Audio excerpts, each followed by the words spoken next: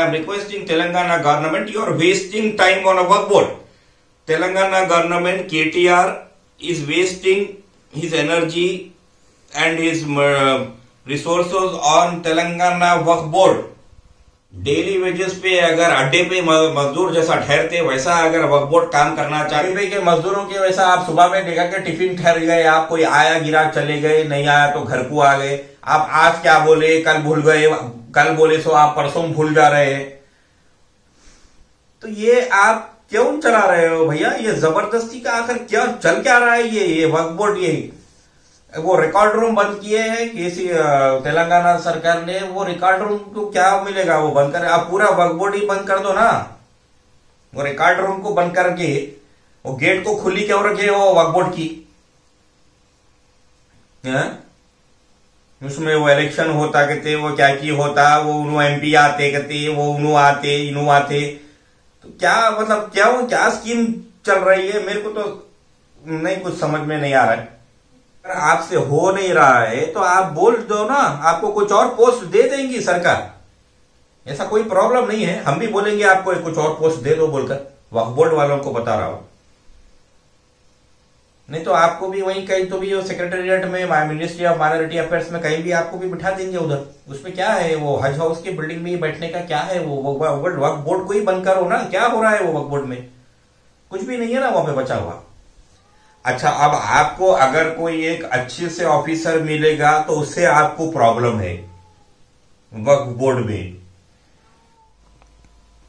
देखिए, वक्फ बोर्ड चलाने वालों को एक दो चार बातें बेसिक पहले तो समझ में आना चाहिए कि भाई जब वक्फ जो होता है तो वो आप उससे जो रेवेन्यू जनरेट होती वो उसी दरगाह, उसी मस्जिद के मेंटेनेंस को वक्फ किया जाता है। तो यहां पर उससे एडिशनल रेवेन्यू आप अगर जनरेट करेंगे तो वो जाकर के आप सोसाइटी को, कम्युनिटी को एक्स्ट्रा पैसा लगा सकते हैं। पहले आप स्ट्रक्चरल मेंटेनेंस को लगाना होगा, जो जनरेट होता है पैसा वक्फ प्रॉपर्टी से। तो मैं ये वक्फ बोर्ड के जिम्मेदारों को मैं एक दो बातें ये पूछना चाहूंगा कि भाई आप जो मेन वक्फ प्रॉपर्टी है आप उसको ही आप मेंटेन नहीं कर पा रहे हो, तो आप एक्स्ट्रा मनी उससे जनरेट करके वो कम्युनिटी में कहां से लगाएंगे? वो मेरे को कुछ समझ में तो नहीं आया। दूसरी एक दो बातें मैं आपको ये बता दूं कि वक्फ बोर्ड अब मेरे हिसाब से एक लायबिलिटी, एक बोझ बन चुका है। एक वक्फ बोर्ड, एक ये तेलंगाना लेजिस्लेटिव काउंसिल, तो ये जो है ये काउंसिल भी ये सिर्फ 6 स्टेट्स में है भारत के, ये हर जगह नहीं होता। तो मेरे को YS राजशेखर रेड्डी साहब की एक दो बातें जो अच्छी लगी थी कि वो बल्दिया को वो बर्खास्त कर चुके थे। राजशेखर रेड्डी YSR वो डायरेक्ट जो है बल्दिया को उन्होंने अपने कंट्रोल में डायरेक्ट CMO से चला रहे थे बल्दिया, और ये कारपोरेटर ये बल्दिया ये कुछ भी नहीं था। उसी तरह अभी आंध्र प्रदेश के जगन मोहन रेड्डी भी लेजिस्लेटिव काउंसिल बर्खास्त करने को एक अर्जी डाले हैं AP में। तो ये वक्फ बोर्ड की बात करेंगे तो ये तेलंगाना वक्फ बोर्ड अब एक बोझ बन चुका है। इनको ये समझ में ही नहीं आ रहा है कि ये क्या कर ले रहे हैं। आप एक सर्वे, सेकंड सर्वे, थर्ड सर्वे दिखे, बात क्या है कि आप सर्वे कराने से कोई हल निकलने वाला तो नहीं है। आप सर्वे करा कर बोलेंगे कि भाई ये जो है अब मैं ये जो मैं जहां बैठ करके हूं ये वक्फ बोर्ड का है बोल देंगे आप, तो वो ठीक है। आप वक्फ बोर्ड का आप सेक्रेटेरिएट भी वक्फ बोर्ड का है बोल लो, आप असेंबली भी वक्फ बोर्ड की है बोल लो। आप बात क्या है कि जब बात ऑपरेशनल प्रैक्टिकलिटी पे जब आती है तो वहां से सवाल शुरू होते हैं। What is work board? What are the duties of work board? How the work board has to move forward? तो अब आपको मैं एक मिसाल देख दूं कि शेख मोहम्मद इकबाल आईपीएस ऑफिसर थे, चंद्रबाबू नायडू के सीएसओ थे वो जमाने में। बाद में उनको वर्क बोर्ड में स्पेशल ऑफिसर बना के उनको लाया गया था। तो बहरहाल एक अच्छे ऑफिसर थे। तो वो जमाने में 2000 मैं समझता हूं 2014-15 की कुछ बात है। तो ये मदीना ग्रुप ऑफ इंस्टीट्यूशंस पे शेख मोहम्मद इकबाल ने जब कार्रवाई शुरू की तो अब वो मदीना वाले वो 1,60,000 कुछ वो रेंट बताते थे ईयरली, जो वो चला रहे थे वक्फ के जो है। तो असल में वो बात ये थी कि वो 2 से 3 करोड़ की जो है इनकम थी वो। तो शेख मोहम्मद इकबाल उन्होंने जब कार्रवाई शुरू की तो मदीना महल, मदीना विला, मदीना मंजिल, यहां तक के ओल्ड सिटी का ये अपना ये आप जो कहते हैं कि Mecca Madina Alladin trust old city का, तो ये सब शेख मोहम्मद इकबाल वक्त के स्पेशल ऑफिसर आईपीएस, तो उनके ये जो है आपके कारनामे थे कि वहां से उन्होंने वक्फ बोर्ड को बता दिया कि डिविडेंड्स कैसे आते हैं, फायदा कैसा हो सकता है। उन्होंने जो रिफॉर्म्स की तरफ इशारा किया, Mecca Madina Alladin trust, Madina Manzil Hyderguda, Medina villa, जो पूरों पर जो एक तरफा उन्होंने कार्रवाई की है। तो यहां पर एक आईपीएस ऑफिसर थे, वो उसी तरह आज के शाहनवाज कासिम आईपीएस ऑफिसर की अगर बात करेंगे तो वो भी कुछ इसी तरह ही आगे बढ़ रहे थे। लेकिन अब उनसे ही प्रॉब्लम है वक्फ बोर्ड को। तो अब मैं क्या बताऊं इसमें आपको, अब मैं आपको क्या बताऊं कि आईपीएस ऑफिसर इकबाल साहब का काम देख चुके, शाहनवाज कासिम साहब का भी काम देख रहे थे, वो भी किस तरीके से कर रहे थे, किस कदर रिफॉर्म्स ला रहे थे। तो अब उसमें प्रॉब्लम है वक्फ बोर्ड को। इनको वो निजामुद्दीन साहब होना, वो अली अकबर निजामुद्दीन कौन की है, वो फलाह होना, इनको ये होना वो होना, तो ये लोग ही अपने दुश्मन बन चुके हैं मिल्लत के, मुस्लिम एंडोमेंट के दुश्मन हो गए हैं ये लोग। तब इसमें अब ठीक है, अब आप बेवकूफ बनाइए, किसको बनाना चाह रहे हैं वो बना सकते हैं। भाई आप एमजे अकबर जो ऑफिसर थे, तो आज से जो है कम से कम 5 से 7 साल पहले ये एमजे अकबर साहब ने जो है protection and enforcement wing PEW बनाने की एक तेलंगाना की हुकूमत से एमजे अकबर ने गुजारिश की थी। उसमें एडिशनल सुपरिंटेंडेंट रैंक का एक ऑफिसर होना चाहिए, 4 कांस्टेबल और एक 8 होमगार्ड की वक्फ बोर्ड की टीम वक्फ बोर्ड में एनी टाइम बिठा के रखने की बात मोहम्मद जलालुद्दीन अकबर ने की थी। 6-7 साल पुरानी बात फिर आपको मैं दोहराऊं। प्रोटेक्शन एंड एनफोर्समेंट विंग कहां है वो,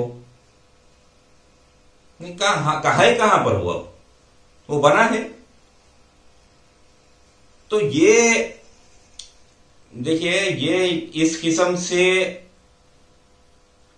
ये है कि आज कोई गिराक आ गया, उससे बात कर लिए, कल काम आ गया, जाके वहां पे कुछ कर लेके आ गए, फिर दूसरे दिन काम नहीं है, अपना टिफिन का डब्बा पकड़ के खड़े हुए हैं आप रोड पे। कोई आ गए है, कंप्लेंट कर दिए कि भाई वहां पे कुछ कब्जा हो रहा है, आप वहां चले गए, वहां पे एक स्टेटमेंट दे दिए, हम 2nd सर्वे 3rd सर्वे कराएंगे, हम ऊपर से जो है फरिश्तों को बुलाएंगे। तो ये जो आप सेकंड सर्वे की बात, आप क्या सेकंड सर्वे आप कराएंगे? आप मेरे को ये बात समझाइए जरा। आप सेकंड सर्वे आप कहाँ का सेकंड सर्वे कराएंगे? आप कोहे इमाम जामीन अगर आपकी मैं बात करूं तो वहां पे आप खाली स्पेसिफिक कोहे इमाम जामीन का सेकंड सर्वे आप कैसे करा सकते हैं अम्बुगुड़ा में? ये आपको किसने परमिशन दिया है? आपके बोर्ड से परमिशन लाए हैं आप सेकंड सर्वे कराने का अम्बुगुड़े का? तो ये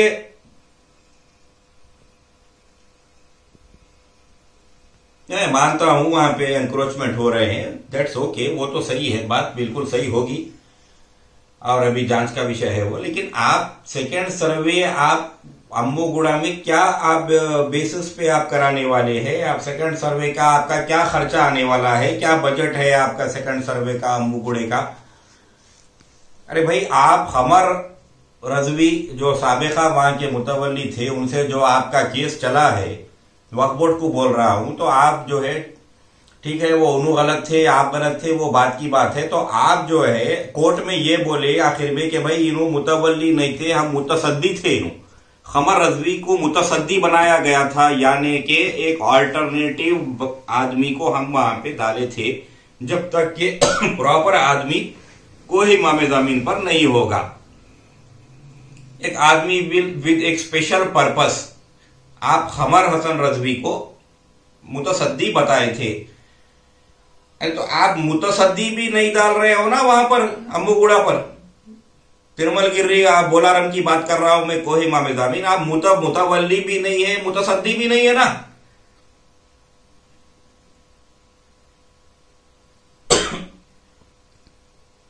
फिर कल को आप वहां पे जाएंगे, फिर वो उन्होंने आ रहे हैं, ये साहब आ रहे हैं, वो साहब आ रहे हैं, वो साहब आके बहुत बड़ा एहसान करे, वो उन्होंने जो है सो आपको नहीं मालूम प्लेन में से ऊपर से कूद के आए, उन्होंने ट्रेन में से कूद गए, यहां पे आ गए, तो उससे होने वाला क्या है? आप प्रैक्टिकल जो है वो कौन से भी साहब लोग आए होंगे वहां पर वक्फ बोर्ड के, तो उसमें होने वाला क्या है? उसमें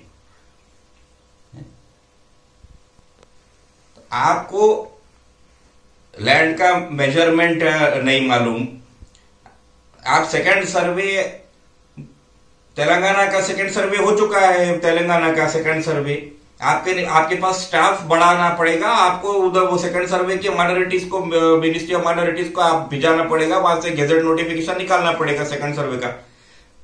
प्रॉपर्टीज तो आपके वक्फ बोर्ड में, मुस्लिम एंडोमेंट में प्रॉपर्टीज तो बढ़ते जा रहे हैं, लेकिन पीछे के दरवाजे से वो एनक्रोचमेंट जो है वो कब्जे वाले वो कब्जे प्रॉपर्टी लेके भाग भी जा रहे हैं। आप लोग अंदरूनी उसमें ही आप लोगों को जो है इन्हों चेयरमैन रहना, उन्हों वो रहना, उन्हों सीईओ, उन्हों कई को है, उन्हों ये, तो ये जो है आप, मैं इसलिए I am requesting Telangana government, you are wasting time on a Waqf board. Telangana government KTR is wasting his energy and his resources on Telangana Waqf board. ये जो है जैसा कि बल्दिया वाइंड अप हो चुका था, ये लेजिस्लेटिव काउंसिल भी वाइंड अप हो चुका था, तो ये वक्फ बोर्ड को भी बेटर ये है कि भाई इसको ही वाइंड अप कर दिया जाए। तो इसमें होगा क्या कि मिनिस्ट्री ऑफ माइनॉरिटीज सेक्रेटेरिएट से डायरेक्ट इसको चला सकते हैं, ऐसी कोई बात नहीं है। एटलीस्ट उसमें कुछ जमीन पे कुछ काम होगा तो कुछ असर होगा।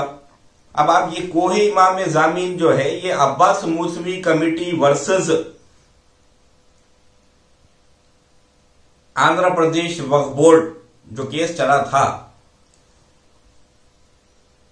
तो 1987-88 की मैं आपको बात कर रहा हूं, तो ये Abbas Moosvi committee versus AP वक्फ बोर्ड में हुआ ये था कि भाई ये गवर्नमेंट इनाम लैंड्स और जो गवर्नमेंट ऑफ इंडिया ने जो इमाम जामीन को इमाम जामीन की जो जमीनें खरीदी, तो कंपनसेशन भी दिए, एनहेंस्ड कंपनसेशन दिए है, तो वो पैसा FDs में और शेड्यूल्ड बैंक्स में इमाम जामीन का, ये श्राइन ऑफ इमाम जामीन, इसका पैसा जमा पूंजी इसकी जो है जो गवर्नमेंट दी थी वो वक्फ बोर्ड के पास तो होगा शायद, आई थिंक होना तो चाहिए ना।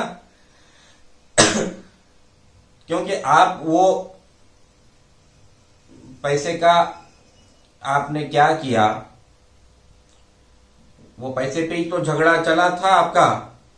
अब्बास मूसवी कमेटी ऑफ कोहिमा मेज़ामिन वर्सेस एपी वक्फ बोर्ड जो चला था, जिसमें जो है सो वो इंटरेस्ट रेट ज्यादा जो steel authority of Andhra Pradesh sorry उसमें steel authority of India limited SAIL कुछ ज्यादा से इंटरेस्ट देने की जो बात कर रहा था, तो वो पैसा आप कोहिमा मेज़ामिन श्राइन का पैसा आप स्टील अथॉरिटी में लगाइए बोलकर, इन्वेस्ट करिए बोल के जो अब्बास मूसवी कमेटी कोहिमा मेज़ामिन की जो केस वक्फ बोर्ड पे करी थी, और फिर वक्फ बोर्ड ने उसका जो जवाब दिया था, तो बात ये है कि इसमें आप ठीक है, बाद में वो कमेटी वो केस हार चुकी, वो सब तो बात की बात है, लेकिन आप इसका पैसा ये 27/1/1988 को जबकि बात है, तो इसमें जो है ये कमेटी ये वक्फ बोर्ड नेशनलाइज बैंक में पैसा रखाने की बात करा था। ये कम्युनिटी वेलफेयर के लिए कोहिमा में जमीन का जो अमाउंट था जो गवर्नमेंट ऑफ इंडिया से रिसीव हुआ था, तो बाद में जो केस चला था तो उसमें आपके सेकंड एडिशनल जज सिटी सिविल कोर्ट उन्होंने भी जो है सो बोर्ड को ये इजाजत दी थी कि भाई आप पैसा डे टू डे एक्टिविटीज के लिए आप इंटरेस्ट से जो पैसा आता है वो उसमें श्राइन का मेंटेनेंस आप देखिए कोहिमा में जमीन का। बोर्ड को ये इजाजत ऑर्डर A1071/84 ऑर्डर में आपको जो है सिटी सिविल कोर्ट के सेकंड एडिशनल जज ने डेली आप पैसा उसमें से आप डेली यूसेज को श्राइन के मेंटेनेंस को पैसा आप निकाल सकते हैं। FDs को आप छेड़िएगा नहीं, ये कोर्ट में तय हुआ था कोहिमा में जमीन के लैंड को लेकर। आप वो अमाउंट वो कहां पर गया है, वो अमाउंट जो गवर्नमेंट ऑफ इंडिया ने कोहिमा में जमीन के इनाम लैंड्स के लिए जो आपको पेमेंट किया था, तो वो पैसा आपने कहां पर रखा है? अगर वो खत्म कर चुके हैं तो वो कहां पर खत्म करे हैं? आपने क्या इन्वेस्टमेंट किया था, आपने क्या उसको यूटिलाइज किया था, वो तो आप रखिए, आप सामने, आप कम्युनिटी के सामने रखिए कोहिमा में जमीन का पैसा जो आपको रिसीव हुआ था अब्बास मूसवी कमेटी से, जो आपका झगड़ा कोर्ट तक गया था कि भाई वो अमाउंट को फलां जगह इन्वेस्ट करे तो ज्यादा इंटरेस्ट आएगा। गवर्नमेंट ऑफ इंडिया के जो है सो स्टील अथॉरिटी में इन्वेस्ट करने को जो उन्होंने कहा था क्या था, तो बात ये है कि आखिर वो amount how much was that amount, वो पैसा कितना था, ये कोहिमा में जमीन श्राइन का पैसा, इसकी लैंड का पैसा, तो वो कहां पर है, कहां गया, किसने लिया, कब लिया, क्यों लिया, अच्छे के लिए लिया, बुरे के लिए लिया, वो बताइएगा ना आप। उसमें कोई सेकंड सर्वे, थर्ड सर्वे की कोई सर्वे की जरूरत नहीं है आपको, आप बता सकते हैं बैठ करके वो पैसा हुआ क्या है। भाई ठीक है, वो हो गया है, खत्म हो गया है क्या, तो कुछ तो होगा ना, बताइए। साबिका CEO मन्नान फारूकी उन्होंने भी कहा था कि भाई हम इंटीग्रेटेड कंपाउंड वॉल, इंटीग्रेटेड सर्वे कराएंगे और जो है पूरा उसको बाउंड्री वॉल्स उठाएंगे तेलंगाना वक्फ बोर्ड के प्रॉपर्टीज को। तो कहां है बाउंड्री वॉल? मैं तो फिर यही बता रहा हूं ना आपको कि आप फिर वही अड्डे पे के मजदूरों के वैसा आप सुबह में देखा कि टिफिन ठहर गए, आप कोई आया गिरा चले गए, नहीं आया तो घर को आ गए। आप आज क्या बोले कल भूल गए, कल बोले सो आप परसों भूल जा रहे हैं। तो ये आप क्यों चला रहे हो भैया? ये जबरदस्ती का आखिर क्या चल क्या रहा है? ये वक्फ बोर्ड यही वो रिकॉर्ड रूम बंद किए हैं किसी तेलंगाना सरकार ने, वो रिकॉर्ड रूम को क्या मिलेगा, वो बंद कर, आप पूरा वक्फ बोर्ड ही बंद कर दो ना। वो रिकॉर्ड रूम को बंद करके वो गेट को खुली क्यों रखे हो वक्फ बोर्ड की? उसमें वो इलेक्शन होता कहते, वो क्या की होता, वो उन्हों MP आते कहते, वो उन्हों आते इन्हों आते, तो क्या मतलब क्या स्कीम चल रही है? मेरे को तो नहीं कुछ समझ में नहीं आ रहा है। अभी आंध्र प्रदेश गवर्नमेंट देखिए वक्फ बोर्ड के लैंड को लेकर के पीपीपी मोड में डेवलप करने को, पब्लिक प्राइवेट पार्टनरशिप होती है पीपीपी मोड, तो उसमें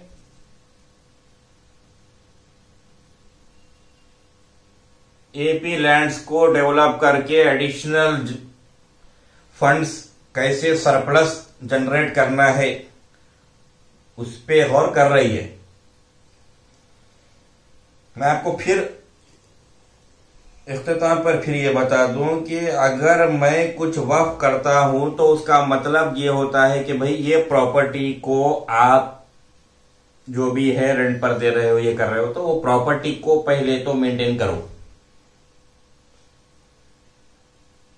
समझ रहे हो। उसके बाद अगर पैसा बचता है तब जाके कम्युनिटी को लगाएंगे।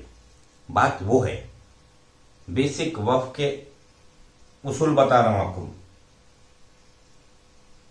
तो कोई भी ये नहीं चाहेगा कि मैंने प्रॉपर्टी वो की उसको पहले गिरा दो, उसके बाद वो गिरा के आप कम्युनिटी को लगाओ। तो आप वक्फ बोर्ड में बैठ के यही कर रहे हो, आप प्रॉपर्टी कोई नहीं बचा रहे हो, आप पेशेंट को ही नहीं बचा रहे हो। हॉस्पिटल में पेशेंट के गुजर जाने के बाद आप पेशेंट की वाहवाही तारीफें कर रहे हो, वो इतना अच्छा बंदा था, वो ये था वो था। आप पेशेंट को बचा ही नहीं रहे हो। पहले वो अच्छा था बुरा था वो पेशेंट खुद ही बोलेगा ना अपने मुंह से। तो वक्फ का मतलब पहले प्रॉपर्टी को बचाना है, प्रॉपर्टी को डेवलप करना है, प्रॉपर्टी को प्रोटेक्ट करना है। उसके बाद नेक्स्ट स्टेप ये होता है कि उससे एडिशनल इनकम कैसे जनरेट की जाती है।